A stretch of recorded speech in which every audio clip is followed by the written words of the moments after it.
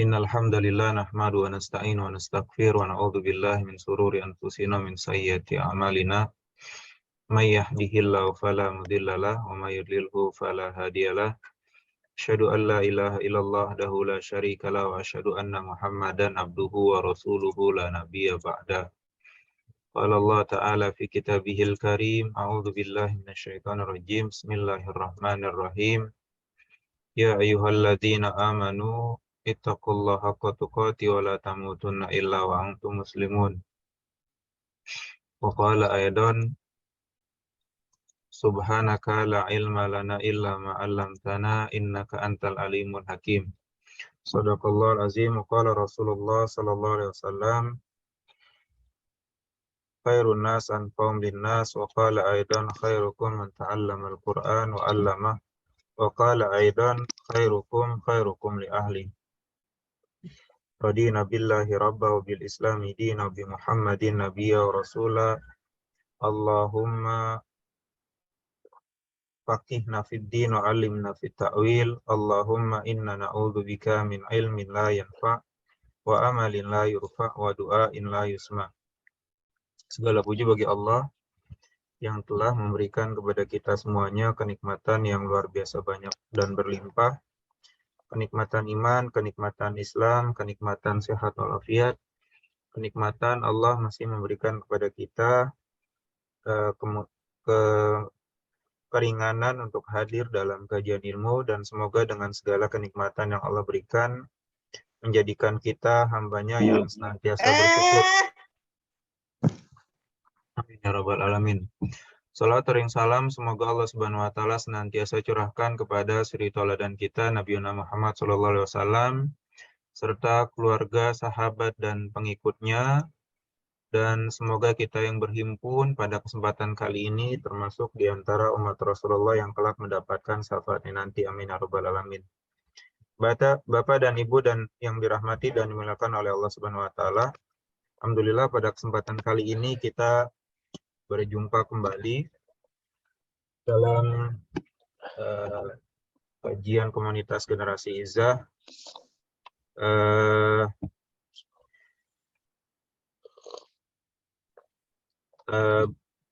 Bapak dan Ibu yang dirahmati dan dimuliakan oleh Allah Subhanahu wa taala. Alhamdulillah pagi ini kita berjumpa kembali dalam kajian generasi Izzah, dan alhamdulillah sudah hadir di tengah-tengah kita Gurunda kita Dr. Muhammad Yusuf Siddiq yang pada kesempatan kali ini akan melanjutkan kajian fikih muamalah dengan tema fikih hibah ya. Sebelum kita memulai kajian, alangkah baiknya kita awali kajian yang penuh berkah di hari yang penuh berkah Sayyidul Ayyam, Jumat Mubarak, dengan bersama-sama membaca basmalah. Bismillahirrahmanirrahim. Untuk selanjutnya kami persilakan. Halo Ustadz, suara saya jelas nggak Ustadz? Suara Pak Fauzi agak terputus-putus ya. Suara Pak Fauzi agak terputus-putus. Udah. Oke, mungkin sinyalnya nggak stabil. Untuk selanjutnya kami persilakan kepada Dr. Muhammad Yusuf Siddiq untuk memulai kajian. Falyatafadhal mashkuran. Assalamualaikum warahmatullahi wabarakatuh. Assalamualaikum. Innal hamdalillah nahmaduhu wa nasta'inuhu wa nastaghfiruh wa na'udzu bihi min shururi anfusina wa min sayyiati a'malina. May yahdihillahu fala mudilla lahu wa may yudlil fala hadiya lahu. Asyhadu an la ilaha illallah wahdahu la syarika lahu wa asyhadu anna Muhammadan abduhu wa rasuluhu la nabiyya ba'dah. Sallallahu alaihi wa ala alihi wa ashabihi wa man tabi'ahum bi ihsanin ila yaumiddin, amma ba'd. Rabbi shrah li sadri wa yassir li amri wahlul 'uqdatam min lisani yafqahu qawli.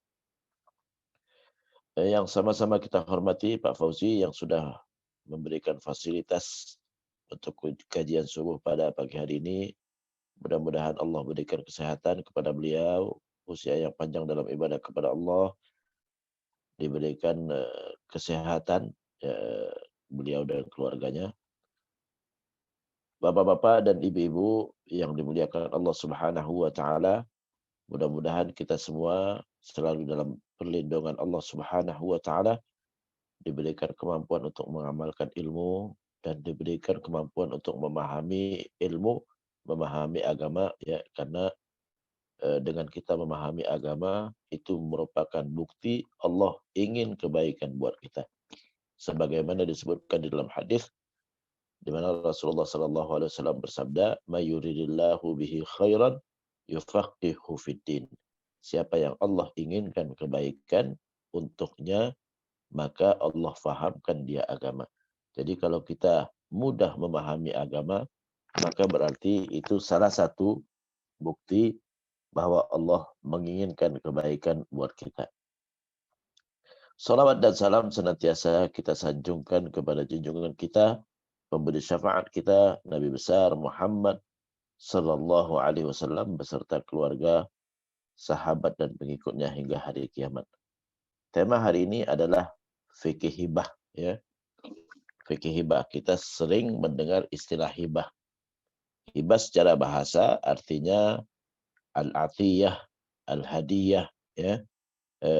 Pemberian atau hadiah ya. Atiyah pemberian, hadiah sama juga pemberian. Hanya bedanya kalau hadiah ya itu dari bawah ke atas, itu hadiah. Ya, dari murid ke guru, dari anak ke orang tua itu hadiah ya. Kalau hibah itu dari sederajat ya, antar teman itu hibah ya. Itu secara khusus maknanya ya. Tapi secara umum sama, bisa juga pemberian dari seorang anak ke orang tua itu bisa dinamakan dengan hibah juga ya. Kalau sedekah, sedekah itu dari atas ke bawah, yaitu dari sedekah dari orang kaya ke orang miskin ya. Makanya Rasulullah sallallahu alaihi wasallam mengharamkan diri beliau dan keluarganya menerima sedekah karena kita nggak boleh dudukkan Rasulullah di posisi bawah ya, karena sedekah dari atas ke bawah. Kalau hadiah dari bawah ke atas. Kalau hibah dari yang sederajat ya, yang sederajat itu makna secara khususnya. Kalau secara umum ya hampir sama ya, hampir sama. Jadi itu arti secara bahasa hibah. Secara istilah adalah aqdun yufidu tamlikal ain, aqdun yufidu tamlikal ain bila iwad halal hayati tatawuan. Yaitu akad, yaitu transaksi antara pemberi hibah kepada penerima hibah tanpa ada kompensasi, tanpa ada balasan. Yaitu cuma-cuma, dia memberikan cuma-cuma ya, tanpa ada balasan dan tanpa mengharapkan balasan dari penerima hibah ya. Halal hayati, saat hidup, tatawuan ya, sukarela ya, sukarela. Jadi pemberian yang memberikan ya, yang memberikan faedah pindah kepemilikan dari orang yang menghibahkan kepada penerima hibah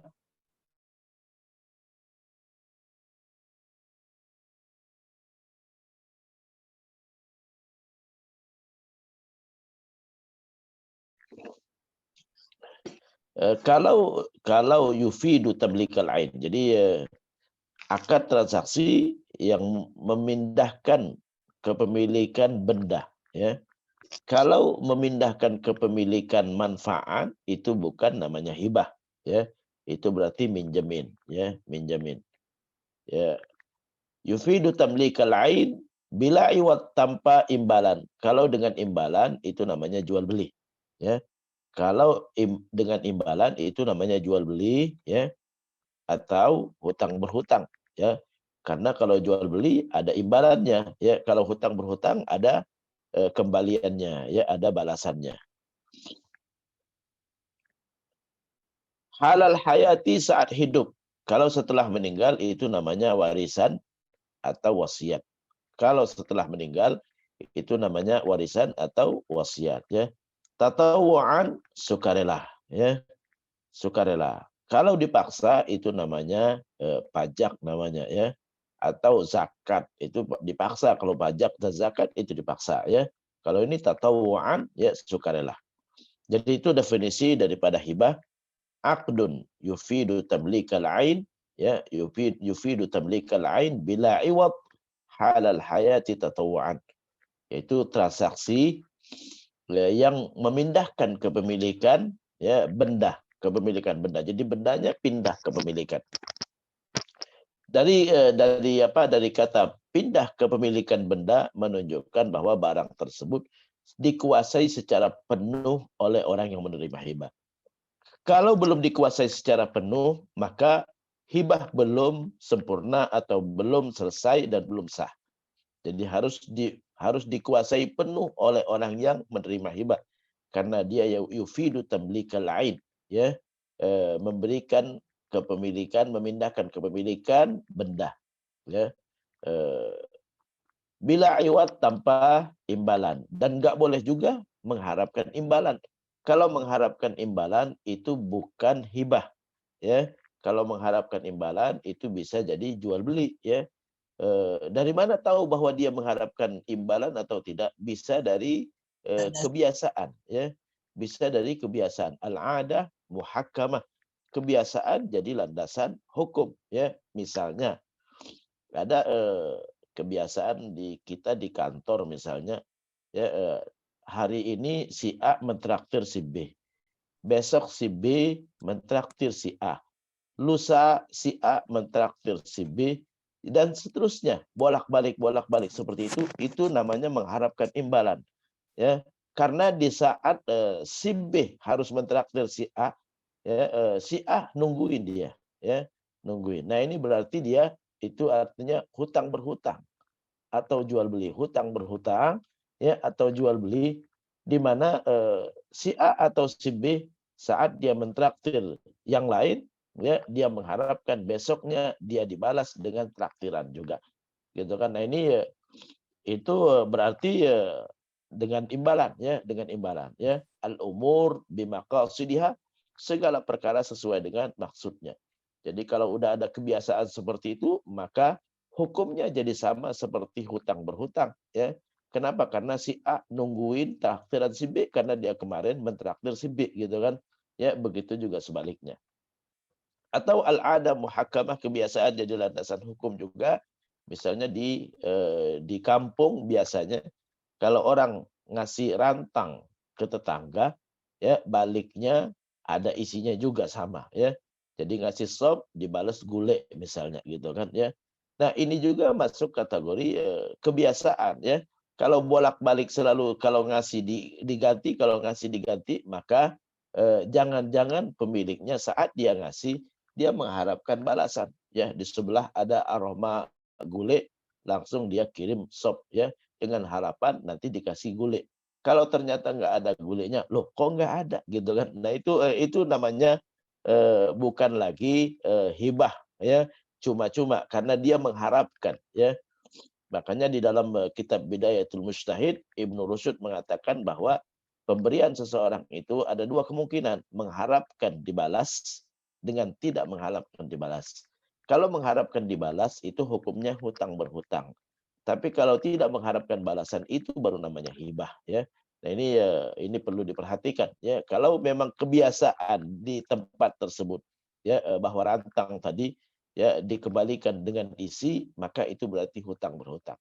Kalau nggak bisa mengembalikan isinya, maka minta ridho kepada yang ngirimkan rantang gitu kan. Maaf Bu, saya nggak bisa ngisinya. Alah nggak apa-apa, kapan-kapan aja. Oh kapan-kapan berarti ya, kapan-kapan harus dia ini karena dia mengharapkan berarti ya. Ya itu di antara kebiasaan di masyarakat, mereka mengira itu hibah biasa padahal tidak. Karena ada kebiasaan yang mana itu dikembalikan atau dibalas ya. Contoh lagi ya, hibah yang bukan cuma-cuma ya. Kalau hibah cuma-cuma, kalau bukan cuma-cuma itu namanya hutang berhutang atau jual beli ya. Contoh lagi misalnya gitu kan, di acara kawinan biasanya ada kotak santunan biasanya ya. Eh, Ini udah kebiasaan yang harusnya dihilangkan ini ya. Kenapa? Karena di sebagian daerah itu dibalas. Dibalas saat dia mengadakan acara yang sama, ya kita akan memberikan uang yang sama, gitu kan. Nah ini kadang-kala di sebagian daerah gitu malah dicatat si A ngasih 200.000, si B ngasih 300.000. Kenapa dicatat? Nanti kalau dia mengadakan acara, kita kasih juga. Kalau ada kebiasaan seperti ini, maka itu hukumnya jadi hutang berhutang. Karena berarti orangnya mengharapkan balasan. Kalau nggak ngarepin balasan, jangan ditulis namanya. Ya, jangan ditulis namanya, dia masukkan cuma-cuma, berarti dia ikhlas karena Allah Subhanahu wa Ta'ala. Tapi kalau dia tulis namanya, nah ini perlu dikonfirmasi lagi kepada yang bersangkutan. Pak, terima kasih udah ngasih anak saya 500.000 atau udah ngasih saya 500.000. Khawatir saya nggak bisa ngembaliin pas ada Bapak ngadakan acara nanti. Ya Allah nggak usah dipikirin, itu ikhlas dari anak baru. Itu berarti dia tidak mengharapkan sama sekali. Ya, nah ini repot kalau kita teleponin satu persatu. Ya, nah itu hal yang sepele sekali. Ya, jadi Ibnu Rushd mengatakan bahwa pemberian itu ada dua macam. Pemberian yang mengharapkan dibalas, pemberian yang tidak mengharapkan dibalas. Kalau dia mengharapkan dibalas, maka berarti itu hutang berhutang. Ya, tapi kalau tidak mengharapkan balasan dan mudah-mudahan nggak mengharapkan balasan, gitu kan, maka itu baru cuma-cuma. Ya, dari mana kita tahu al-adah muhakkamah, kebiasaan jadi landasan hukumnya. Ya, hal yang terjadi berkali-kali itu namanya kebiasaan. Ya, jadi kalau kita ngasih ya lalu dibalas, ya kita ngasih lalu dibalas, lalu kita ngasih lalu dibalas, nah itu jadi landasan hukum. Jangan-jangan dia ngasih minta dibalas, gitu kan. Nabi sempat membalas pemberian sampai 3 kali. Ya, sampai dia ridho dengan pemberiannya. Kenapa? Karena terbukti dia minta balasan, ya. Kata Rasulullah, ini cukup nggak? Kurang ya Rasulullah. Ditambahkan oleh Rasulullah. Cukup nggak balasannya? Kurang ya Rasulullah. Sampai 3 kali Rasulullah membalas, ya. Kenapa? Karena itu tadi berarti dia bukan cuma-cuma dia mengharapkan balasan, ya. Itu bila iwat, ya, jadi tanpa imbalan, dan tanpa mengharapkan imbalan dan tanpa ada kebiasaan balas imbalan, ya. Jadi itu terkait dengan hibah, ya. Halal haya saat hidup, ya. Kalau dia sudah meninggal, setelah meninggal, pemberiannya setelah meninggal itu warisan atau wasiat, ya. Ini yang membedakan hibah dengan wasiat. Hibah dengan wasiat. Kalau wasiat, pemberiannya saat hidup, nanti serah terimanya setelah meninggal. Tapi kalau hibah, harus serah terima sebelum meninggal. Harus pemilik yang menghibahkan, itu dia menyerahkan barangnya kepada yang menerima hibah secara penuh. Ya. Jadi kalau dia menghibahkan rumah, ini sertifikatnya, ini kuncinya. Ya, secara penuh, ya. Jadi di mana penerima hibah memang bisa memanfaatkan barang yang dihibahkan secara penuh. Jadi kalau menurut sebagian ulama, kita nggak bisa menghibahkan rumah yang kita masih tinggalin, ya, karena kita belum menyerahkan secara penuh, gitu kan. Kita nggak bisa menghibahkan baju yang masih kita pakai, ya. Kenapa? Karena belum kita serahkan secara penuh kepada penerima hibah. Jadi kadang-kala banyak orang, ini rumah saya udah saya hibahkan, tidak bisa dihibahkan kalau Bapak masih tinggal di situ. Menurut sebagian ulama, kenapa? Karena belum diserahkan secara penuh kepada penerima hibah. Apa yang dimaksud dengan menyerahkan secara penuh kepada penerima hibah? Yaitu bahwa yang memberikan hibah sudah nggak bisa memanfaatkannya sama sekali. Ya, udah nggak bisa memanfaatkan sama sekali. Mau masuk rumah tersebut minta izin dulu, gitu kan, ya. Mau menggunakan sertifikat rumah tersebut harus minta dulu kepada pemiliknya, Pak, mohon maaf, sertifikatnya saya pinjam dulu, gitu kan. Nah, ini baru, ya. Kalau sertifikat masih di tangan dia sampai meninggal berarti hibah gak sah, ya, hibah gak sah. Nah ini banyak kasus di masyarakat, Ustadz, ya, Bapak dulu udah bilang ya rumahnya udah dihibahkan ke saya. Gimana, udah diserahkan belum? Ya, kalau belum diserahkan maka tidak jadi hibahnya, itu jadi harta warisan. Jadi halal haya itu beda hibah dengan wasiat. Kalau wasiat pemberian saat hidup, diserah terimakan nanti setelah meninggal. Ya, kalau saya meninggal, rumah itu buat si A, gitu kan? Itu baru namanya wasiat. Tapi syarat wasiat, ya, penerima wasiat selain ahli waris. Kalau ahli waris tidak berhak dapat wasiat karena dia sudah ada wasiat Allah Subhanahu wa taala. Yang kedua, maksimal wasiat sepertiga. Tidak boleh semua harta. Kalau hibah ya itu diserah terimakan saat hidup dan tidak ada batasan kalau hibah ya. Hibah nggak ada batasan. Apapun yang kita miliki bisa kita hibahkan kepada orang lain ya. Nah, itu terkait dengan hibah ya. Jadi halal haya saat hidup. Kalau warisan ya, warisan bukan pemberian kita, pemberian Allah Subhanahu wa taala. Yang berlaku adalah wasiat Allah Subhanahu wa taala di dalam Al-Qur'an di surah An-Nisa ayat 11 sampai ayat 14 dan ayat terakhir dari surah An-Nisa. Jadi itu udah ada wasiat Allah Subhanahu wa taala ya. Kalau hibah bebas, kalau wasiat sesuai dengan ya kadar atau persentase atau seperseperan yang sudah Allah nyatakan di dalam Al-Quran. Ya, nggak boleh kita lampaui. Yang dapat seperenam, seperenam, yang dapat sepertiga, sepertiga, yang dapat setengah-setengah, ya nggak boleh kita lampaui. Karena nggak boleh kita berbeda dengan ketentuan Allah. Karena Allah ancam siapa yang menentukan berbeda, ya maka diancam dengan neraka. Ya. Wa may ya'sillaha wa rasulahu wa yata'adda hududahu yudkhilhu naran khalidan fiha wa lahu 'adzabun muhin. Ya. Allah Subhanahu wa taala berfirman dalam ayat tersebut, siapa yang melanggar ketentuan Allah dan Rasulnya, ini di ayat warisan ya, dan melampaui batasan yang Allah sudah tetapkan, yudkhilhu naran khalidan fiha. Allah masukkan dia ke dalam neraka khalidan fiha, kekal di dalamnya, walahu 'adzabun muhin, dan dia berhak azab yang menghinakan. Jadi itu beda hibah, wasiat dan warisan. Kalau wasiat pemberian saat hidup dilaksanakan nanti setelah meninggal, hanya syaratnya penerima wasiat adalah selain ahli waris. Ya, yang kedua maksimal sepertiga. Adapun warisan ya itu adalah kadarnya sudah ditentukan ya, dan itu adalah pemberian Allah Subhanahu wa taala. Tidak perlu kita tulis wasiat kepada ahli waris. Karena udah ada wasiat Allah Subhanahu wa taala, Allah menggunakan kata wasiat di ayat warisan ya. Hibah berarti diberikan saat hidup, diserah terimakan saat hidup sebelum meninggal. Kalau keburu meninggal belum diserahkan secara penuh ya. Jadi kalau masih ada dia pegang-pegang enggak ya. Secara penuh dia serahkan. Nih rumah sertifikatnya, ini kuncinya. Nih. Kalau ada yang mau masuk nanti aneh minta izin sama ente. Ya itu baru hibah ya. Baru hibah. Ini motor nih, STNK-nya, BPKB-nya, ini kuncinya. Gitu kan? Itu baru hibah. Ya, jadi harus dia serahkan secara penuh. Secara penuh baru itu hibah sah. Tatawuan tidak dipaksa. Kalau dengan dipaksa, ya maka itu bukan hibah namanya. Hibah harus sukarela ya. Hibah harus sukarela. Nah, itu definisi daripada hibah. Ya, apa hukum hibah? Hibah tentu dianjurkan. Kita dianjurkan ngasih hadiah, ngasih pemberian kepada orang lain, dan kita dapat pahala di situ karena memang kita yang memberikan. Kalau warisan bukan kita yang memberikan, tapi itu pemberian Allah Subhanahu wa taala.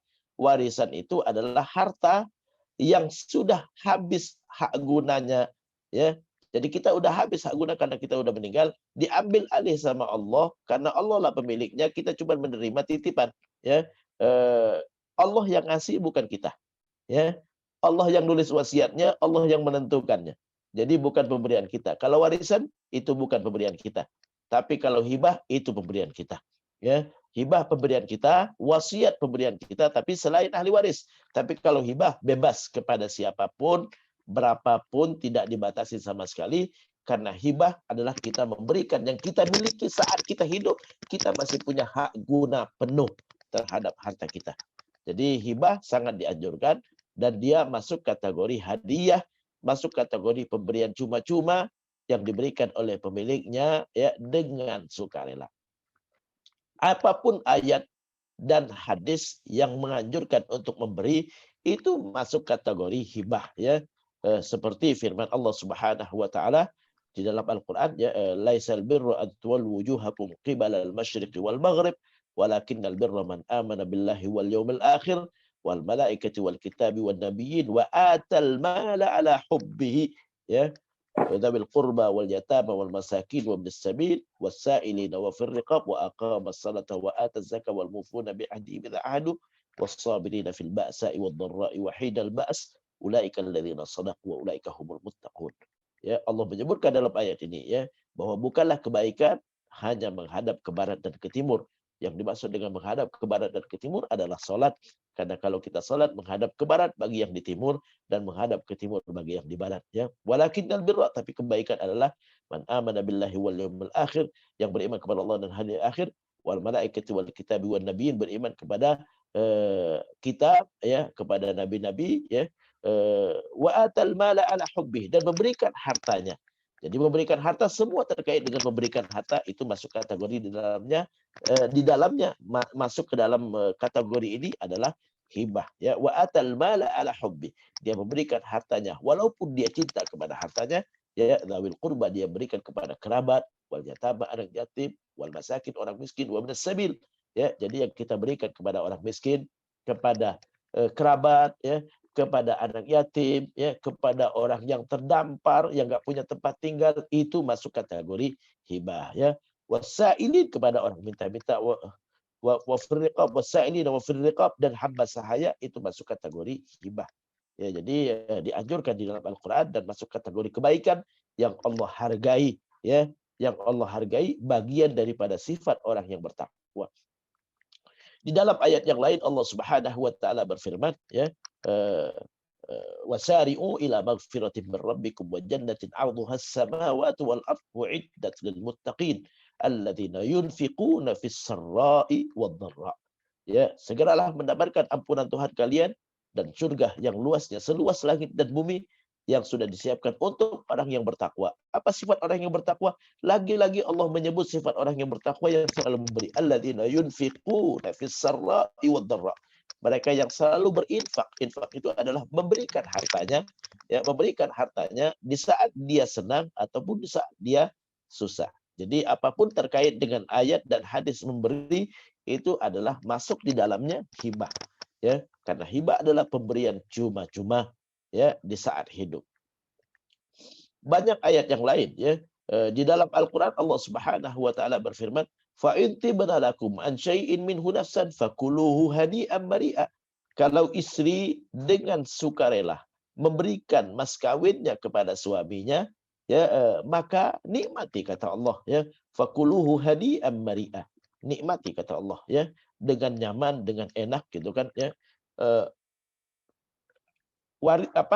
Harta mas kawin itu adalah milik istri. Kalau istri rela memberikan kepada suami, tapi dengan sukarela, jangan dipaksa.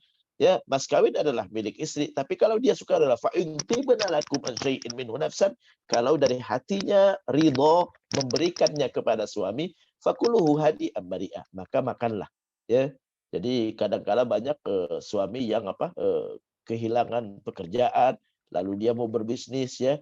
Dia datang kepada istrinya ya, mama ya, saya mau berbisnis ya, karena udah nggak ada pekerjaan lagi, saya mau modalnya dari mas kawin kamu itu ya. Kalau istrinya ridho, kalau nggak ridho jangan ya. Jadi saya udah berapa kali menyampaikan, harta suami punya suami, harta istri punya istri. Harus kita minta keridhaan dari istri untuk menggunakan mas kawinnya, karena itu adalah milik istri ya. Jadi itu juga masuk kategori hibah juga. Hibah istri kepada suaminya. Karena dengan sukarela dia berikan. Kalau dia katakan, ya udah dah pakai dah, tapi ini harus dikembalikan, berarti hutang. Ya. Berarti hutang berhutang, ya, transaksinya hutang berhutang, walaupun itu suami istri sekalipun. Nah ini beberapa ayat terkait dengan hibah. Banyak sekali ayat, semua ayat memberi itu adalah masuk kategori hibah ya. Masuk kategori di dalamnya hibah ya. Kemudian di dalam hadis Nabi kita Muhammad sallallahu alaihi wasallam bersabda, kata Rasulullah, tahadau tahabu, saling memberikan hadiah. Hadiah, pemberian cuma-cuma, masuk di dalamnya adalah hibah juga. Karena hadiah ya dari bawah ke atas itu makna secara khusus, makna secara umumnya masuk di dalamnya adalah hibah juga. Tahadau tahabu, kata Rasulullah. Saling memberikan hadiah di antara kalian, maka kalian akan saling mencintai. Jadi kita dianjurkan untuk saling memberikan hadiah. Ya, bahkan di dalam hadis Nabi kita Muhammad sallallahu alaihi wasallam bersabda, la tahqiran najaratun li jaratiha walau fursana syatin. Ya, janganlah seorang tetangga ya menganggap remeh pemberian kepada tetangganya walaupun yang dia berikan adalah kikil ya, kikil yaitu daging kaki sekalipun. Daging kaki sekalipun ya. Kaki kambing ya, kaki ayam, ceker ya, itu walaupun ceker sekalipun itu kasihlah kepada tetangga. Jadi itu masuk kategori hibah juga ya. Jadi ulama sepakat ijma bahwa hibah sangat dianjurkan ya, sangat dianjurkan dan merupakan bagian daripada sifat orang yang bertakwa karena Allah selalu menyebut sifat orang bertakwa di antaranya adalah wa mimma razaqnahum yunfiqun seperti yang ada di awal surah Al-Baqarah ya. Hudan lil muttaqin ya, bahwa Quran adalah petunjuk bagi orang yang bertakwa. Apa sifat orang yang bertakwa? Wa mimma razaqnahum yunfiqun, di antaranya adalah selalu berinfak, memberikan dari apa yang sudah kami rezekikan kepada mereka. Nah, itu hukum daripada hibah. Jadi sangat dianjurkan kalau kita mau dapat pahala, ayo hibahkan harta kita ya saat kita hidup ya dengan menyerah terimakan kepada orang yang menerima hibah dan itu menjadi miliknya secara penuh dan kita tidak mengharapkan apapun ya. Jadi jangan ada lagi ya harta-harta yang syubhat ya. Jadi kalau kita menerima sesuatu harus yakin ini hibah atau ngutangin ya. Kalau masih mengharapkan kembalian maka itu berarti ngutangin ya. Berarti itu ngutangin ya. Hal yang kadang-kala kita nggak sadar ya, nggak sadar. Kemudian yang ketiga ya setelah definisi hukum ya, yang ketiga adalah rukun. Setiap ibadah ya setiap transaksi ya itu akan sah kalau terpenuhi rukun dan syaratnya. Apa rukunnya? Rukunnya ya yang rukunnya ada 4. Ada 4 rukunnya. Yang pertama adalah wahib. Wahib itu orang yang menghibahkan.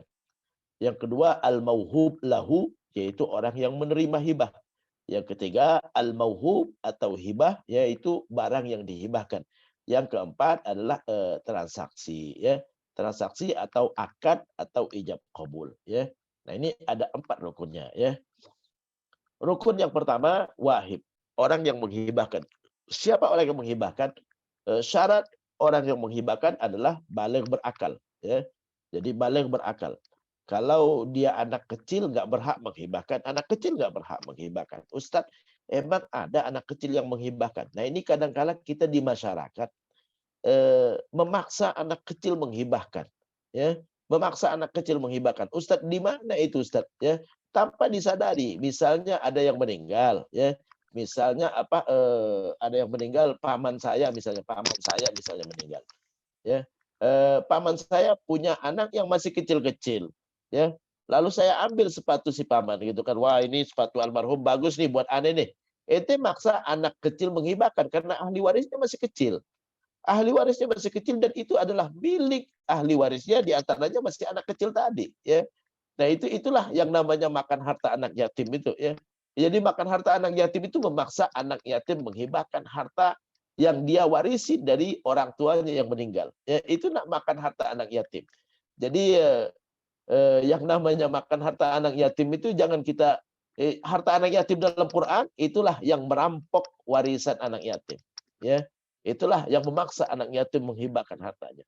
Anak yatim itu adalah anak yang belum baligh yang wafat ayahnya. Ya, dia dapat warisan dari ayahnya, tapi warisan tersebut kadang-kala dirampok oleh keluarganya, diambil secara paksa. Mereka tidak berhak untuk menghibahkannya. Ini buat om ya, nggak bisa juga. Tetap itu nggak bisa, walaupun ditanya minta ridho sama dia, tetap aja nggak boleh. Karena dia tidak berhak menghibahkan. Tidak berhak menghibahkan. Ya. Apalagi kalau ahli waris ada yang, mohon maaf, terganggu jiwanya, dia tidak berhak menghibahkan sama sekali. Ya, jadi syarat orang yang menghibahkan baligh berakal. Ya. Jadi kalau anak kecil nggak berhak menghibahkan. Ya. Jadi kadang-kadang di masyarakat hal yang sepele sekali yang tidak disadari bahwa mereka memaksa anak kecil menghibahkan. Saat ada yang meninggal ya diambil dipretelinlah harta almarhum gitu kan. Ya, padahal ahli warisnya ada yang masih kecil yang merupakan termasuk orang yang berhak terhadap warisan dari almarhum gitu kan ya. Wah, ini jas almarhum bagus nih buat aneh deh. Enggak boleh diambil ya. Enggak boleh ambil ya. Jadi Al-Quran membahas tentang harta anak yatim banyak sekali di dalam surah An-Nisa. Surah An-Nisa itu dinamakan surah An-Nisa karena berbicara tentang orang yang lemah. Ya, di situ Allah bicara tentang jihad. Jihad kenapa? Yaitu membela orang yang lemah, yang ditindas. Ya, bicara tentang perempuan karena perempuan lemah gitu kan. Bicara tentang anak yatim. Ya, ayat warisan ada di surah An-Nisa. Kenapa ayat warisan diturunkan? Kenapa hukum warisan diturunkan? Karena banyak anak yatim yang dirampok hak warisan mereka. Ya, dirampok, dipaksa mereka menghibahkan. Gitu kan nggak bisa, mereka nggak bisa menghibahkan.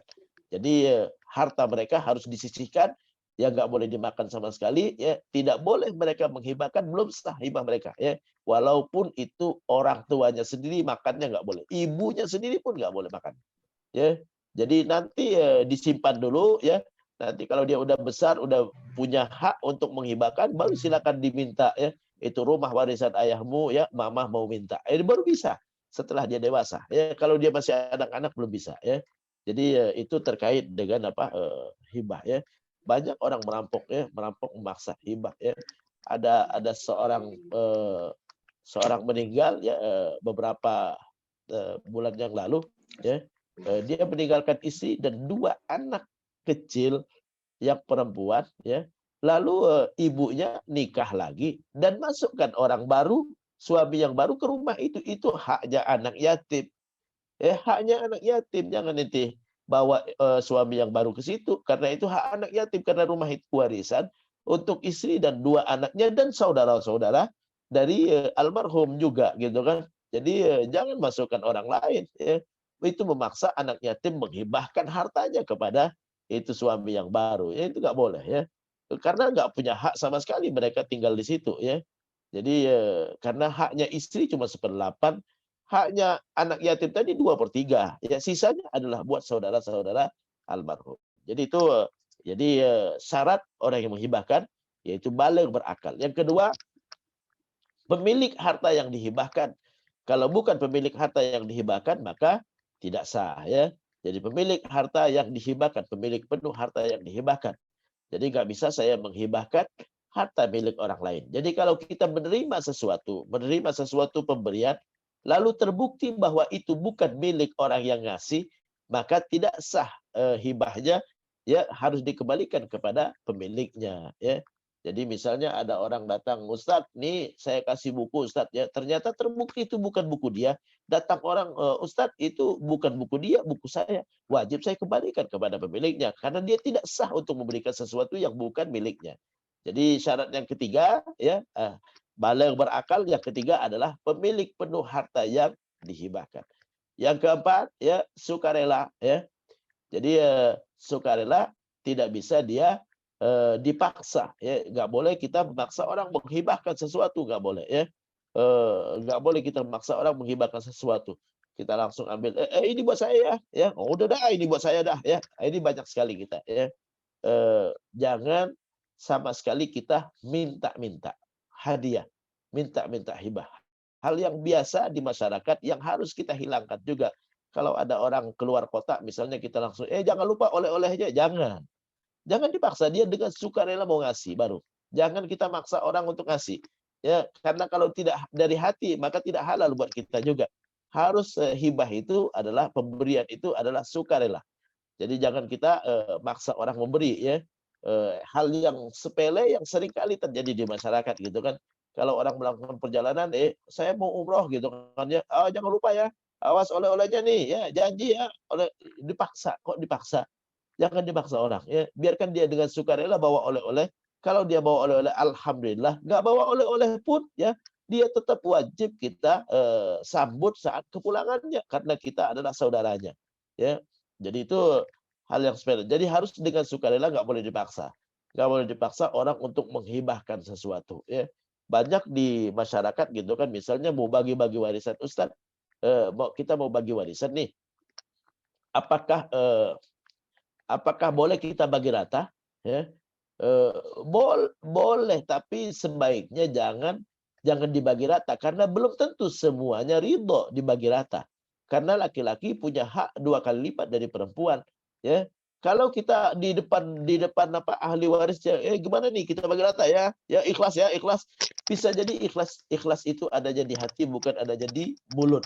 Ya, di mulut nggak akan masuk nggak akan dianggap kalau itu berbeda dengan isi hatinya. Ya, dia bilang ikhlas tapi hatinya tidak ikhlas. Ya, al ibrah bil ma'ani wal maqasid la bil alfaz wal mabadi. Ya, yang jadi patokan adalah maksud dan tujuan dalam hati, bukan kata-kata atau untaian kata, ya, atau bukan susunan kata. Jadi kata-kata dia nggak dianggap kalau berbeda dengan isi hatinya. Ya, seperti orang apa datang ke toko ya, Pak saya minta beras Pak, ya, oh ya tuh ambil tuh beras ya, eh, ambil sepertinya menghibahkan, tapi dia maksudkan bukan ambil dan bayar gitu kan. Jadi tidak kata-kata nggak jadi ukuran kalau berbeda dengan isi hatinya, ya. Kecuali talak, ya, nikah. Nah itu baru ya, itu kata-kata yang dianggap bukan isi hati, ya, bukan isi hati. Jadi kalau nikah talak itu adalah kata-kata karena ada hadisnya, ada hadis yang menyebutkan itu. Jadi kalau terkait dengan hibah ya harus dengan ikhlas, ikhlas itu adanya di hati. Jadi syaratnya balik, berakal, ya, pemilik penuh harta yang dihibahkan. Yang keempat adalah tidak terpaksa atau tidak dipaksa, ya. Yang kedua, rukun yang kedua adalah al-mauhub, orang yang mendapatkan hibah. Orang yang mendapatkan hibah syaratnya adalah orangnya sudah ada, ya. Tidak boleh kita menghibahkan sesuatu kepada orang yang belum ada, belum lahir. Ya belum lahir, ya. Kalau ente punya anak, rumah ane ini buat anak ente. Itu enggak dianggap, ya. Hibah yang tidak sah. Ya, kenapa? Karena dia menghibahkan sesuatu kepada seorang yang belum ada, belum lahir. Jadi syaratnya harus dia ada dulu, ya. Enggak boleh menghibahkan kepada orang yang belum ada, ya. Kemudian itu jadi syarat orang yang mendapatkan hibah adalah orangnya sudah ada. Walaupun orangnya mohon maaf terganggu jiwanya, walaupun itu anak kecil ya dia berhak menerima hibah. Anak kecil, orang gila berhak menerima hibah. Syaratnya cuma ada. Dia ada ya udah hidup ya. Maka dia berhak mendapatkan hibah. Ya, rukun yang ketiga adalah al-mauhub yaitu harta yang dihibahkan. Al-malul mauhub atau al-hibah ya. Harta yang dihibahkan. Apa syarat harta yang dihibahkan? Syarat harta yang dihibahkan yang pertama adalah hartanya sudah ada juga. Kalau hartanya belum ada, maka tidak bisa kita hibahkan, ya. Apapun yang ini kaidah fikih, apapun yang nggak boleh dijual, maka nggak boleh dihibahkan. Ya, misalnya ya kita punya kambing yang sedang bunting, ya.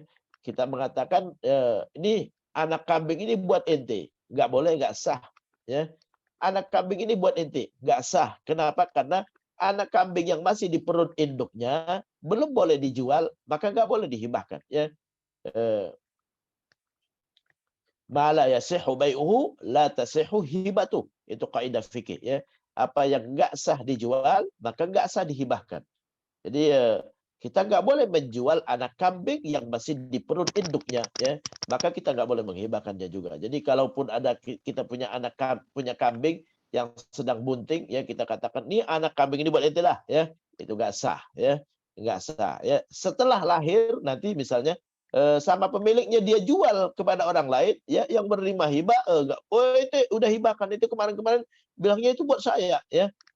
Nggak sah. Anda belum kasihkan ke ente, nggak sah, saya jual, maka saya berhak untuk menjualnya karena hibahnya sendiri nggak sah, ya. Karena kita menghibahkan sesuatu yang nggak boleh dijual. Kita nggak boleh menjual anak kambing yang masih di dalam perut induknya. Karena belum jelas, ya, belum jelas, belum ada, belum jelas juga, ya. Jadi apapun yang nggak bisa dihibahkan, maka nggak bisa dijual, maka nggak bisa dihibahkan.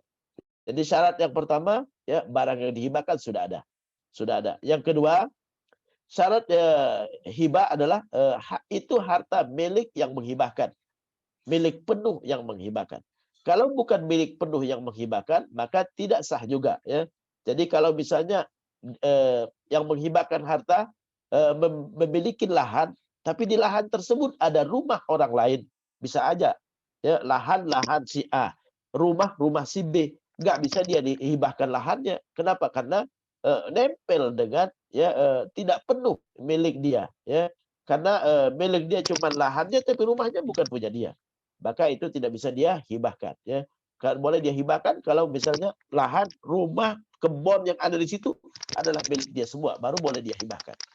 Jadi nggak boleh dia menghibahkan sesuatu yang mana di situ masih ada harta orang lain.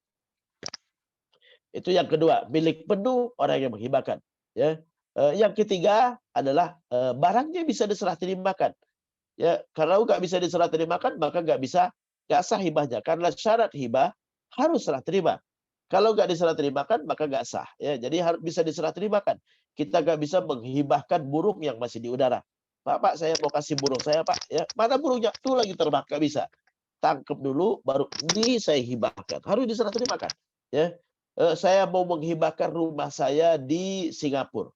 Ya, nggak bisa kita hibahkan tanpa orang yang menerima hibah datang ke Singapura terima barangnya secara fisik, ya, terima penuh barangnya. Nggak bisa dengan sertifikat saja, nggak bisa, nggak cukup. Ya kenapa? Karena fisiknya ada di Singapura, belum dia lihat sama sekali, ya. Jadi yang ketiga bisa diserah terimakan, ya. Yang keempat, syarat barang yang dihibahkan, ya, adalah bernilai secara syar'i. Ya, bernilai ekonomi secara syar'i. Kalau yang nggak ada nilainya, maka tidak bisa dihibahkan, ya. Tidak bisa dihibahkan, ya. Kalau nggak ada nilainya secara syar'i, maka nggak bisa dihibahkan. Kita nggak bisa menghibahkan babi, karena babi nggak ada nilainya secara syar'i. Karena dia barang najis, ya.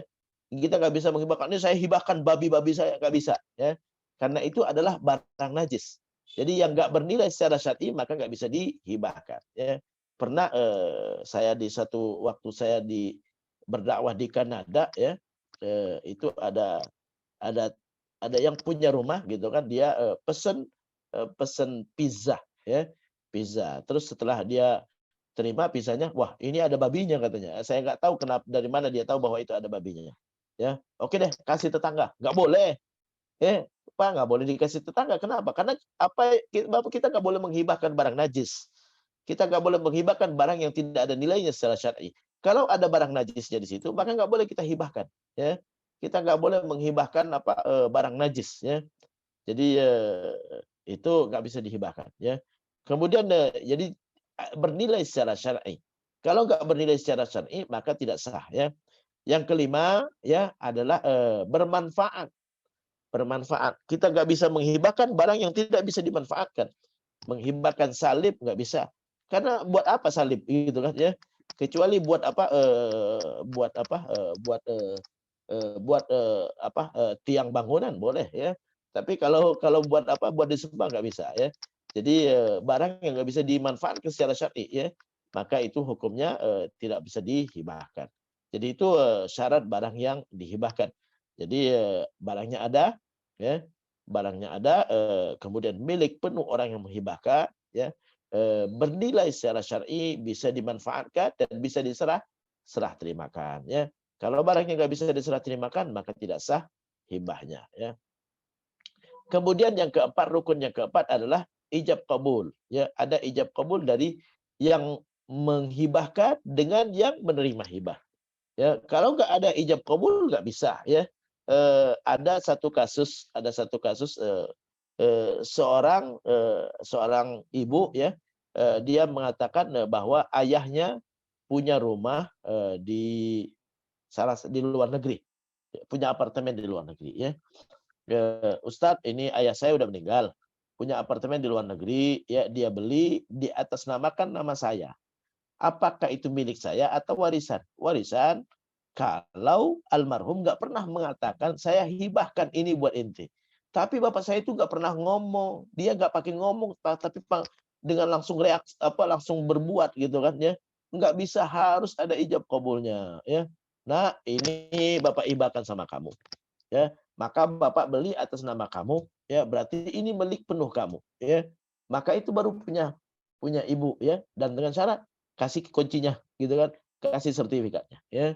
Jadi diserah terimakan secara penuh. Kalau bapak nggak pernah ngomong sama sekali, atas nama itu bukan menjadi milik, ya. Betapa banyak orang punya kendaraan masih milik orang lain, masih atas nama orang lain. atas nama penjualnya, masih atas nama siapa gitu kan ya. Atas nama bukan berarti milik, harus ada ijab kabulnya. Ya, nak, ini apartemen Bapak beli buat kamu ya. Sertifikatnya juga atas nama kamu ya. Nanti Bapak kasihkan sertifikatnya ke kamu dan ini kuncinya. Ya, baru itu hibahnya sah. Kalau tidak ada ijab kabul maka tidak sah ya. Nah, itu ijab kabul. Jadi ijab kabul harus ada pernyataan. Syaratnya ada pernyataan yang jelas tanpa samar-samar dari penghibah dan ada kabulnya dari orang yang menerima hibah. Ya, dan yang ketiga ada serah terima barang hibahnya. Ya, serah terima. Jadi ijab kabul saja nggak cukup, harus serah terima. Ya, ya. Nah, ini apartemen Bapak beli ya buat kamu ya atas nama kamu. Nanti sertifikatnya Bapak serahkan ke kamu dan kuncinya ini juga Bapak serahkan. Baru itu sah. Ya, kalau pernyataan saja tanpa ada serah terima tidak sah.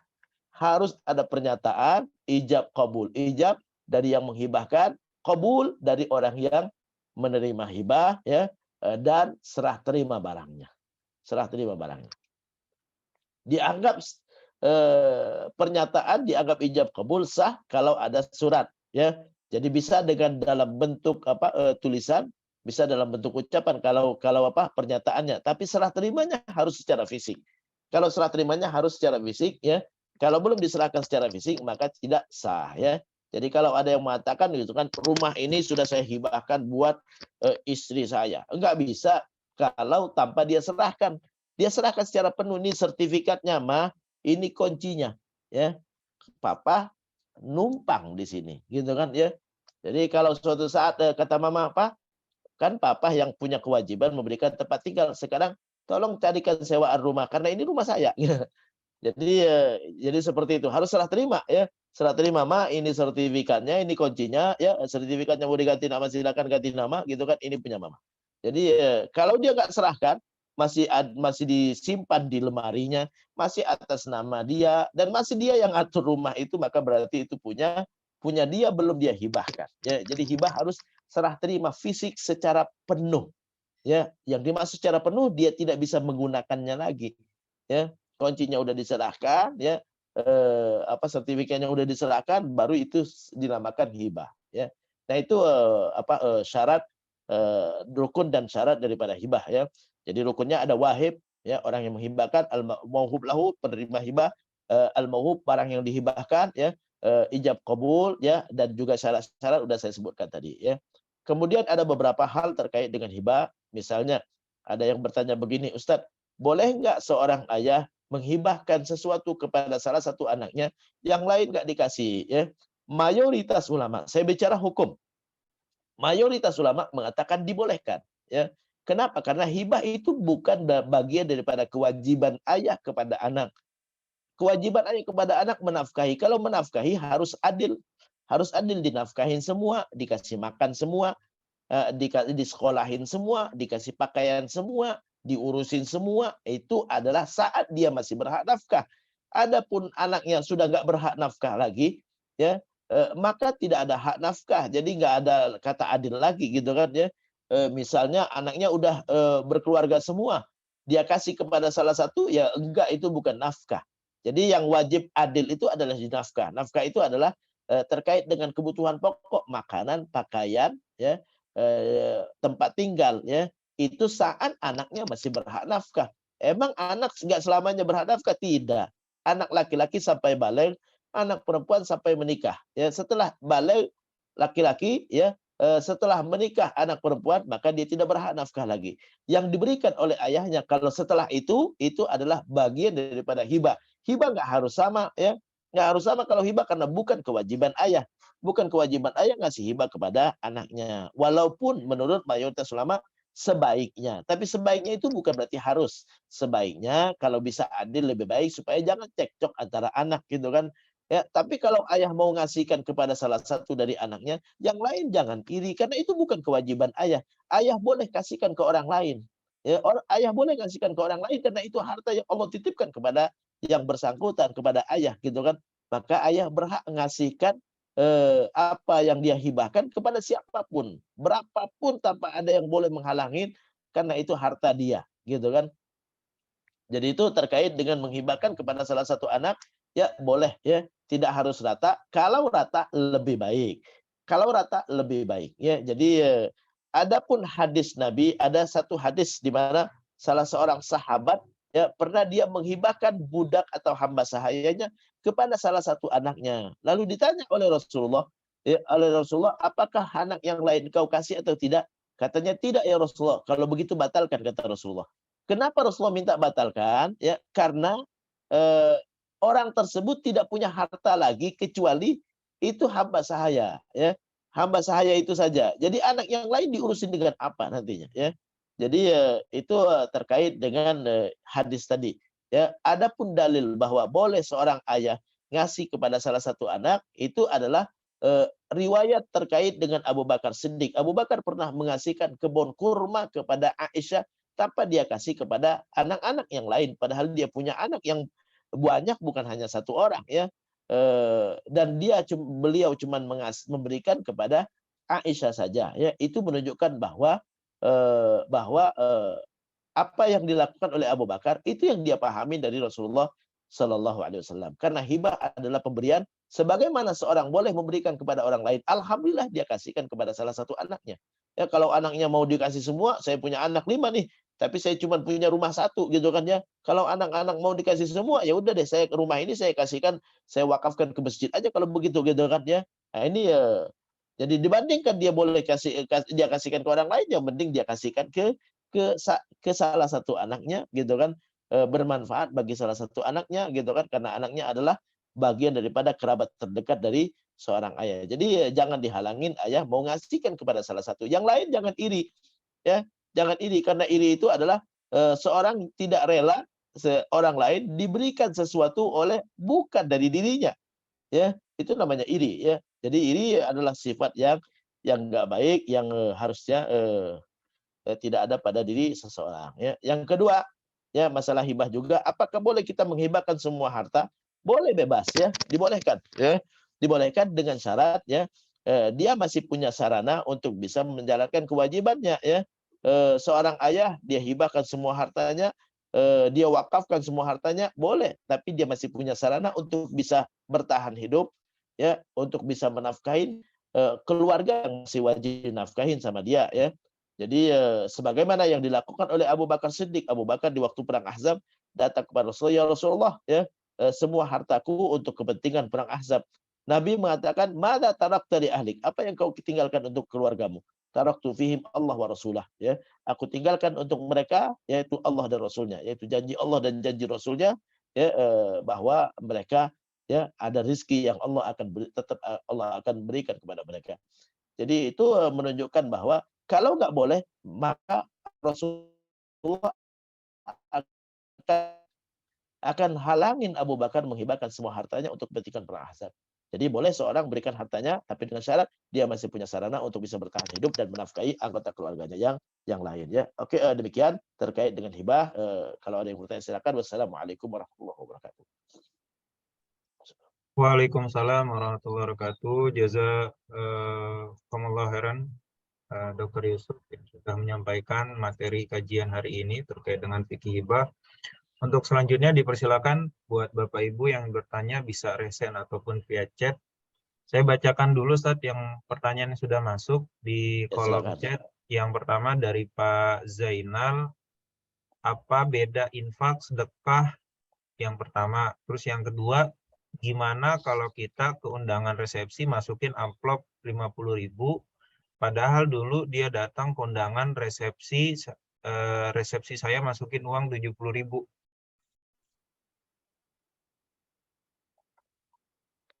Yang kedua nggak jelas itu Pak Fauzi. Coba suaranya nggak jelas yang kedua tadi. Oh, yang kedua ini Ustaz. Jadi gimana kalau kita ke undangan resepsi masukin amplop 50.000, sebelumnya dia masukin amplop ke resepsi kita 70.000. Oke, terima kasih ya. Terima kasih. Jadi begini, yang pertama tadi tentang apa itu Pak Fauzi? Sama beda infak sama sedekah Ustaz. Infak, sedekah, oke. Sedekah itu umum. Sedekah itu semua amal baik itu namanya sedekah. Nabi dalam hadis mengatakan kullu ma'rufin sadaqah. Setiap kebaikan adalah sedekah, ya. Wa fi bud'i ahadikum sadaqah. Istri ngelayanin suami itu juga sedekah. Ya, amrun bil ma'ruf sadaqah, mengajak orang kebaikan sedekah. Nahi an munkarin ya, mencegah dari kemungkaran sedekah, tasbih sedekah, tasbih sedekah, wa kullu takbiratin sedekah, takbir sedekah, tahlil sedekah, zikir sedekah, baca Quran sedekah, termasuk salat duha juga adalah sedekah, ya. Ini ya, tapi yang di masyarakat memahamin salat duha memperbanyak rezeki. Tidak, Nabi cuma mengatakan salat duha pahalanya sama dengan sedekah. Jadi sedekah itu umum, semua kebaikan namanya sedekah, sedekah. Ya, sedekah dari kata sedekah yasduku, jujur. Ya, sedekah adalah seorang itu jujur imannya, artinya orang yang imannya benar akan beramal soleh, gitu kan. Jadi sodako umum sekali, jadi nggak harus dengan harta kalau sodako, ya. Jadi sodako bisa dengan fisik, bisa dengan. Adapun infak itu adalah itu namanya infak, ya. Ibadah secara umum namanya sedekah. Ibadah dengan harta itu namanya infak. Ya, jadi infak harus mengeluarkan harta.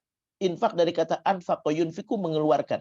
Kalau kita ke Arab Saudi umroh, itu terowongan namanya nafak. Nafak itu adalah tempat keluar yang tadinya buntu lalu keluar, gitu kan. Jadi infak mengeluarkan. Infak mengeluarkan. Jadi kalau infak itu harus dengan harta. Nah, infak ini ada dua macam. Ada infak wajib, ada infak sunnah. Infak wajib ada dua macam. Wajib kepada keluarga itu namanya nafkah. Wajib kepada selain keluarga itu namanya zakat. Adapun infak sunnah, nah itu macam-macam. Infak sunnah banyak. Ada hibah, ada hadiah, ya, ada pemberian, ada santunan anak yatim. Itu infak sunnah. Jadi sedekah itu yang besar. Sedekah, ya, semua kebaikan namanya sedekah. Zakat juga namanya sedekah, ya. Salat duha sedekah, salat tahajud sedekah, ya, puasa sedekah, ya, semua sedekah. Ya, karena semua kebaikan namanya sedekah. Nah, sedekah ini ada dua macam, pakai harta atau tanpa harta. Ya, pakai harta atau pakai fisik. Yang pakai itu namanya infak. Jadi kalau infak, ya, puasa nggak bisa dinamakan infak, ya. Tapi infak bisa dinamakan sedekah karena sedekah umum sekali, ya. Jadi infak adalah ibadah yang menggunakan harta. Karena infak artinya mengeluarkan. Nah, infak ada dua macam. Ada infak wajib, ada infak sunnah. Infak wajib ada dua macam lagi. Infak wajib keluarga. Infak wajib kepada selain keluarga itu namanya zakat. Makanya orang yang boleh menerima zakat adalah orang yang tidak wajib kita nafkahi. Kalau yang wajib kita nafkahi nggak boleh diterima zakat, gitu kan, ya. Jadi itu. Jadi infak yang wajib kepada keluarga namanya nafkah, kepada selain keluarga namanya zakat, ya. Adapun yang sunnah, banyak yang sunnah, ya. Santunan anak yatim, ya, hadiah, hibah, itu yang sunnah. Wakaf juga masuk kategori yang sunnah, ya. Yang sunnah ada dua macam, yang tahan lama, yang nggak tahan lama. Yang tahan lama itu namanya wakaf. Yang nggak tahan lama itu yang tadi hibah, hadiah, gitu kan, makanan, gitu kan, ya. Santunan anak yatim. Yang nggak tahan lama itu masuk kategori infak sunnah, ya, wallahu alam. Yang kedua adalah tentang kita datang ke acara pernikahan. Yang tadinya dia ngasih 70.000, lalu kita ngasih 50.000, ya. Apa hukumnya? Tanya sama orangnya, ya. Tanya sama orangnya. Makanya pernikahan sebaiknya tidak ada harta yang seperti ini, karena ini harta syubhat. Karena kita nggak tahu orangnya ngarepin balasan atau tidak, gitu kan. Jadi sebaiknya rumah tangga mau sakinah, mawaddah warahmah, jangan diawali dengan harta yang syubhat. Sebaiknya ini kebiasaan yang sebaiknya dihilangkan menurut saya.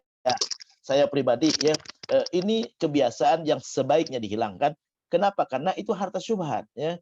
Karena ada kebiasaan di masyarakat yang harus dikembalikan. Itu yang masalahnya. Kalau nggak ada kebiasaan seperti itu, cuma-cuma, ya nggak masalah. Ya silakan masukkan kalau ada kotak, mau ada kotak di ini, tuliskan di situ, ya. Silakan masukkan santunan atau bantuan, ya. Apalah dinamakan, gitu kan, ya, tanpa menulis nama supaya nggak syubhat. Kalau nggak nulis nama berarti dia nggak minta kembalikan. Tapi kalau dia nulis nama, ini tanyakan kepada orang yang bersangkutan. Tanya sama orang yang bersangkutan, Bu, makasih ini udah ngasih 70.000, ya. takutnya nanti pas ibu ngadakan acara saya nggak sempat bales bu. Oh nggak usah dipikirin, saya ikhlas, alhamdulillah. Ya kalau udah begitu ya kita nggak perlu bales lagi. Tapi kalau ya nggak masalah, nah nggak masalah nanti kapan-kapan, kapan-kapan berarti dibales, minta dibales ya. Nah begitu juga saat kita membalasnya dengan 50.000 ya, Bu mohon maaf dulu ibu ngasih 70, saya cuma bisa ngasihnya 50.000 ya. Allah nggak apa-apa ya, aneh juga ikhlas, alhamdulillah gitu kan. Jadi tanya sama yang bersangkutan ya, tanya sama yang bersangkutan. Nah ini hal yang saya anggap sepertinya kebiasaan yang harus dihilangkan di masyarakat ya. Jadi jangan ada lagi kotak-kotak yang seperti itu kalau ada ngadakan acara ya. Kita memberikan kebahagiaan kepada orang lain supaya kita didoakan supaya bahagia. Jangan sampai mereka mendoakan tapi dengan tidak ikhlas mendoakannya. Ya, apalagi kalau ada harta syubhat diawali dengan syubhat. Karena rumah tangga kita mau diberikan rezeki yang halal, berkah gitu kan. Jangan sampai diawali dengan yang syubhat seperti ini. Ya, karena kita nggak tahu apa maksud orang yang memberi. Ya, jadi itu menurut saya wallahu a'lam ya. Karena susah menghilangkan kebiasaan yang seperti ini. Udah mengakar gitu kan ya. Bahkan mohon maaf gitu kan, misalnya bisa jadi ada orang yang ngadakan acara dia udah ngitung-ngitung berapa akan dapatnya. Itu hal yang nggak baik. Hal yang nggak baik ya, kita berikan kebahagiaan kepada orang lain supaya rumah tangga kita dibahagiakan oleh Allah Subhanahu wa taala, dijadikan rumah tangga yang sakinah mawaddah warahmah, diawalin dengan harta yang tidak syubhat. Kalau mau ada kotak seperti itu ya, saya sarankan itu ditulis langsung di situ ya. Semua santunan di sini kita akan salurkan kepada lembaga amil zakat ya. Nah, ini Pak Fauzi ada lembaga amil zakat Lasnas BSI Maslahat ya. Ini semua akan dibuka oleh Lasnas BSI Maslahat dan kita berikan secara penuh dan kita nggak mau tahu berapa isinya ya. Udah seperti itu. Jadi mereka nggak mengharapkan lagi gitu kan. Jadi kita nggak tahu isinya berapa ya gitu kan. Kita sumbangkan semua kepada Lasnas BSI Maslahat misalnya gitu kan. Itu salah satu contoh atau kepada Basnas dan lain-lain gitu kan. Ya silakan. Itu lebih baik dibandingkan kita taruh kotak amal ya, apalagi ada orang yang datang merasa terganggu dengan dengan adanya kotak itu gitu kan ya. Jadi sebaiknya mending nggak usah ya, supaya orang terima undangan dengan bahagia. Wah makan lagi nih gitu kan, kita mau ngasih makan emang kita mau membahagiakan orang supaya kita didoakan bahagia gitu kan. Waduh makan lagi nih gitu kan ya, wah makan enak nih gitu kan. Jadi Nabi dalam hadis mengatakan ya, jangan datang kepada walimah yang dikhususkan untuk orang kaya. Ya kalau ada kotak seperti itu kan khusus orang kaya, berarti orang yang punya duit gitu kan. Jadi apalagi itu ada di pintu masuk dan dijagain. Nah, itu yang nggak bagus lagi ya. Jangan dijagain ya. Jangan dijagain dan sebaiknya ditulis seperti tadi ya. Semua sumbangan akan kita salurkan kepada lembaga zakat. Kita tidak tahu berapa isinya gitu kan. Jadi orangnya udah harus paham bahwa itu dia yang punya acara tidak mengetahui sama sekali ya. Wallahu a'lam.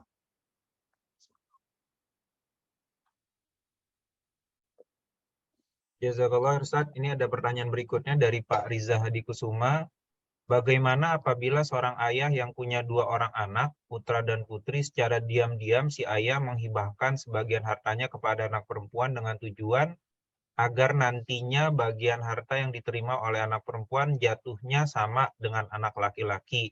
Karena saat pembagian warisan, bagi perempuan setengah, bagian laki-laki. Apakah hal itu diperbolehkan? Apakah tidak termasuk hilah atau hiyal? Oke, terima kasih ya. Kalau kita kasih kepada anak perempuan, siapapun anak perempuan mau anak laki-laki gitu kan, itu haknya ayah mau ngasih, haknya ayah mau ngasih ya. Tapi jangan niatnya seperti tadi. Jangan niatnya seperti tadi supaya anak perempuan dapat yang sama dengan laki-laki ya.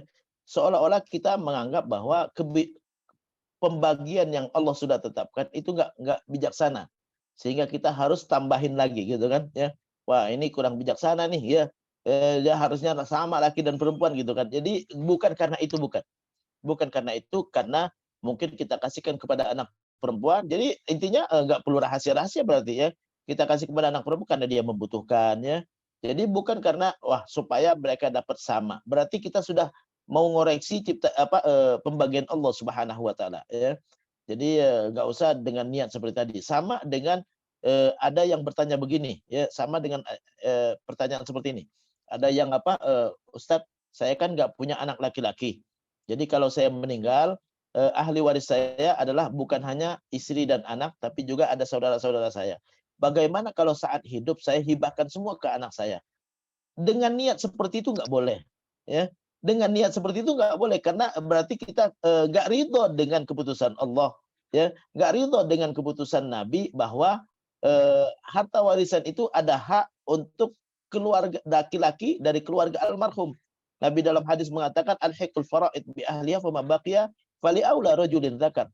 Ya, berikan jatah warisan kepada orang yang berhak, yang tersisa adalah untuk laki-laki terdekat dari keluarga almarhum, ya. Jadi laki-laki terdekat dari keluarga almarhum, mereka berhak. Nabi yang ngasih hak, ya. Jadi jangan kita berusaha menghibahkan kepada anak-anak perempuan supaya saudara-saudara kita nggak dapat, nggak boleh, ya.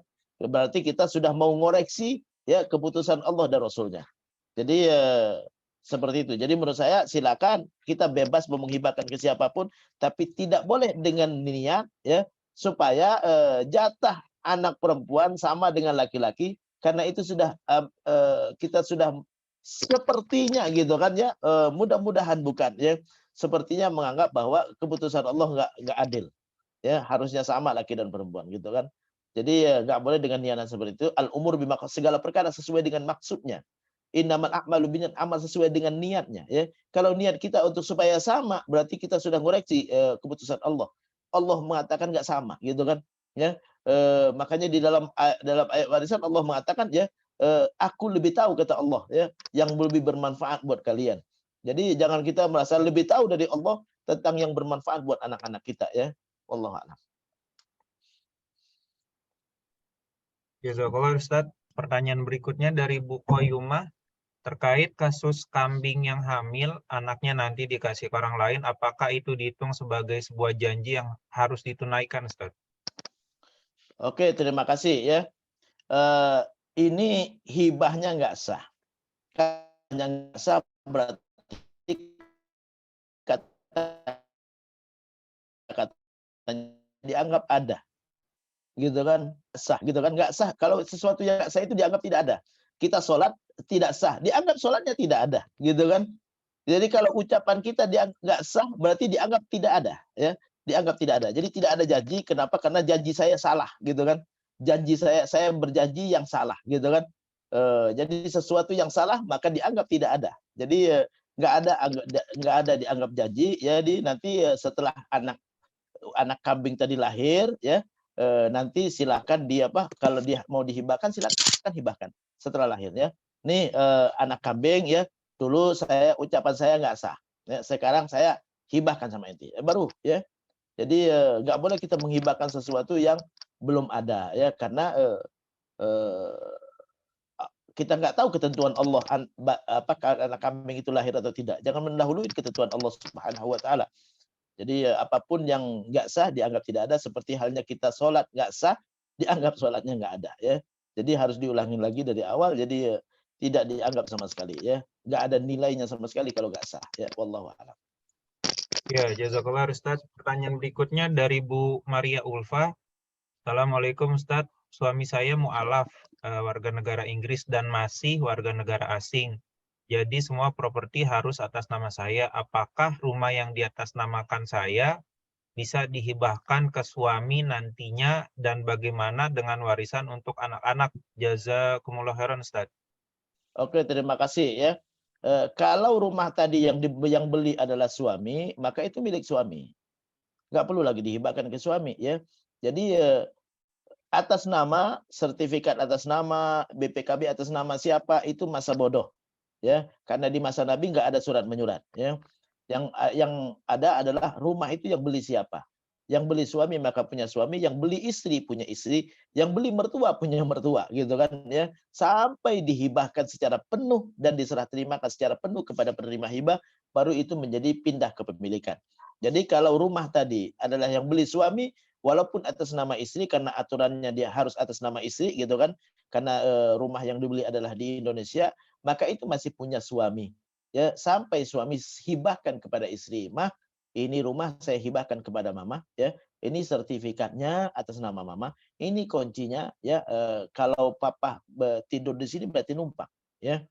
Berarti numpang punya dia, punya istrinya, istri yang berkuasa penuh di rumah itu, gitu kan. Jadi rumah itu kuncinya serahkan ke istri, gitu kan. Saya nggak punya hak sama sekali, saya hanya datang numpang di sini, ya. Jadi itu boleh, baru boleh, ya. Jadi itu terkait dengan hibah tadi, ya. Kalau udah diserahkan kepada istri, ya udah dihibahkan ke istri, istri mau menghibahkan lagi ke suami ya silakan juga, gitu kan. Tapi dengan syarat tadi serah terima, ada ijab kabul dan serah terima secara penuh. Yang dimaksud secara penuh adalah yang menghibahkan sudah nggak punya hak lagi. Ya, sertifikat jangan ditahan. Kalau sertifikat masih ditahan, berarti masih punya hak dia. Dengan sertifikat itu dia bisa datang ke bank, langsung bisa pinjam dan langsung bisa bisa ngutang, bisa jadikan gadai, gitu kan ya.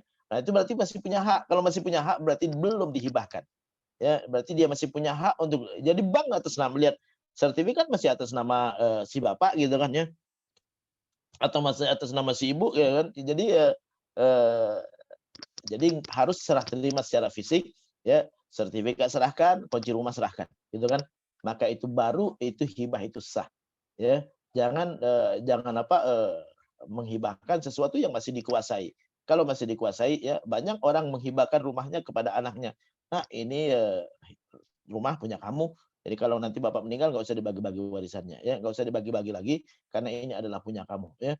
Tapi sertifikat masih ditahan, masih di lemarinya, maka itu tidak sah, bukan dianggap hibah. Ya, baru sah kalau udah diambil ya atau jual langsung gitu kan. Dijual langsung oleh yang menerima hibah, maka itu udah sah. Karena udah diterima secara penuh. Gitu kan. Itu syarat hibah ya. Kalau belum diterima maka itu tidak sah. Wallahu a'lam. Jadi yang dibeli oleh suami masih punya suami sampai menghibahkan dan menyerahkan secara penuh kepada istri, maka itu baru sah menjadi milik istri. Wallahu a'lam. Ya, syukran Ustadz. Ada pertanyaan satu lagi dari Bu Rini Anggra ini. Assalamualaikum Ustadz, bagaimana hukumnya Waalaikumsalam. memberikan sedekah atas nama orang yang sudah meninggal dunia dengan niat pahalanya untuk orang yang sudah meninggal dunia tersebut? Misalnya sedekah Jumat makanan, apakah boleh dan bisa sampai ke almarhum? Jazakumullah khairan atas penjelasannya Ustadz. Oke, terima kasih ya. Ulama sepakat, ijma, ijma artinya nggak ada perbedaan pendapat antara ulama. Boleh kita sedekah ya atas nama orang yang meninggal. Ya, boleh kita menghajikan orang yang meninggal. Boleh kita membayarkan hutang puasa orang yang meninggal. Tiga-tiganya dalilnya ada di dalam hadis yang sahih. Ya, hadis yang sahih. Ulama sepakat tiga ini. Boleh kita sedekah atas nama orang yang meninggal, boleh kita membayarkan hutang puasa orang yang meninggal, boleh kita menghajikan orang yang meninggal, dan boleh kita mengumrohkan orang yang meninggal. Ini ulama udah sepakat ya, umroh itu masuk kategori haji. Ya, jadi ini ulama udah sepakat ijma, ijma nggak ada perbedaan, nggak boleh kita menentang ijma, gitu kan ya. Apa dalilnya dibolehkan kita sedekah atas nama orang yang meninggal? Hadis yang sahih, hadisnya sahih, ya. Di mana seorang sahabat bernama Sa'ad, dia datang kepada Rasulullah, ya Rasulullah, inna ummi matat, ibu saya sudah meninggal. Ya, afa atasaddaqu anha, bolehkah aku sedekah pahalanya buat ibuku? Qala na'am, kata Rasulullah, iya. Ayu sadaqatin afdal, sedekah apa yang paling baik ya Rasulullah? Qala suqya ma'in, ya ente bikin sumur ya supaya bisa ngasih minum orang, ya ngasih minum orang. Ya dulu kan air itu mahal di Arab ya, susah dapat air. Ya kenapa padang pasir di sana itu. Jadi kalau kita punya sumur ya itu bukan main, berharga bagi orang di sana. Jadi suqya ma'in kata Nabi ya. Dalam riwayat lain disebutkan antahfir bi'ran, enti gali sumur. Fahafara bi'ran, lalu dia gali sumur, wa qala inna hadza bi'ru ummi Sa'ad. Ya Allah, pahala sumur ini buat ibunya si Sa'ad, buat ibuku. Itu hadisnya sahih. Ulama sepakat dengan hadis tersebut bahwa sedekah untuk orang yang meninggal dibolehkan ya. Jadi makanya nggak perlu kita berdebat masalah sedekah gitu kan. Kita ngasih makan orang ya itu untuk sedekah ya. Jadi orang tahlilan ngasih makan itu nggak ada masalah di situ. Hadisnya ada di sini nih. Ya, ini hadisnya. Ulama sepakat ijma sedekah pahalanya untuk orang yang sudah meninggal, maka itu dibolehkan. Yang nggak boleh adalah dia maksakan diri, dia nggak mampu untuk sedekah. Ya, kalau untuk nggak mampu sedekah, siapapun yang salah, bukan sedekahnya yang salah, tapi orang yang memaksakan diri itu dia mau sedekah tapi dia ngutang-ngutang, itu yang salah. Ya, kalau dia nggak bisa bayar hutangnya gitu kan. Jadi bukan sedekahnya yang disalahkan, tapi orangnya yang disalahkan kalau ada orang yang memaksakan diri. Jadi ulama sepakat sedekah ya untuk orang yang sudah meninggal itu ulama sepakat ijma itu dibolehkan. Ya, ulama sepakat ijma itu dibolehkan berdasarkan hadis Sa'ad tadi. Berdasarkan hadis Sa'ad tadi. Jadi kalau ada orang ngasih makan pas orang ada kematian, itu bagian daripada sedekah, niatkan untuk orang yang meninggal gitu kan. Apalagi kalau sedekahnya itu memang diambil dari harta almarhum, ya. Apalagi kalau ngasih makannya itu diambil dari harta almarhum, ya, sebagaimana disebutkan di dalam Al-Qur'an. Allah Subhanahu wa taala berfirman, "Wa idza hadaral qismata ulul qurba wal yatama wal masakin farzuquhum min." Ya, Allah Subhanahu wa taala dalam ayat tersebut mengatakan di saat bagi-bagi warisan, bagi-bagi warisan kapan? Saat ada yang meninggal. Ya, dan yang meninggal meninggalkan harta dan hartanya mau kita bagi-bagi warisan.